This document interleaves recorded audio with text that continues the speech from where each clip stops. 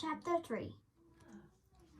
As soon as the coach stopped, Diamond grabbed Gorilla, and the two of them pushed their way out before the rest of us had even picked up our bags. An incredibly tall, thin king wearing horn-rimmed spectacles were leaning against the walls, and Diamond possibly elbowed Prince Dandino out of the way as she dashed toward him. "King Rudy," she squealed and sank into a curtsy. "Mommy says she's just lonely to see you again." A nasty little bit of me was hoping King Rodolfo would say, "Who? What? Who are you?" But he didn't. He smiled a rather absent-minded smile and said, "Many thanks, my dear. Many thanks indeed." He took off his spectacles, cleaned them, and put them back on and peered at the rest of us. "Welcome to you all," he said. "We'll start in the library, shall we?" Number 1 of our questionnaires was, "How many books are there in King Rodolfo's library?" And I was very glad we didn't have to count them because there were thousands.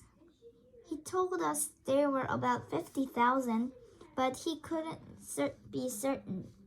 "Excuse me, Your Majesty," I said, "but might I ask how many you read?" Diamond gave a little shriek. "Oh, Alice, you can't mean your super special big sister didn't tell you? King Rudy's got much more important things to do than read books. Haven't you, King Rudy?" King Rodolfo looked at Diamond in a puzzled sort of way. "Actually, my dear," he said, "I think reading is a totally delightful occupation. There isn't much you can't learn from a book. Now, shall I let you all have a wander around? My housekeeper will bring you something to drink very shortly." And he patted Diamond on the head as he wandered away. Diamond looked cross for a moment, then waved her arm at the books as if they belonged to her. "Shall I show you around?" she said. "After all, Gorilla and I have been here before." "No, thank you," I said. "We'll look for ourselves." And I'm sorry if they sounded rude, but I was getting so fed up with Diamond being such a show-off. "Oh," Diamond sneered. "Guess who thinks her big sister had told her everything there is to know?" I didn't answer. I took Charlotte's arm and went to look at a row of pictures of King Rodolfo's family.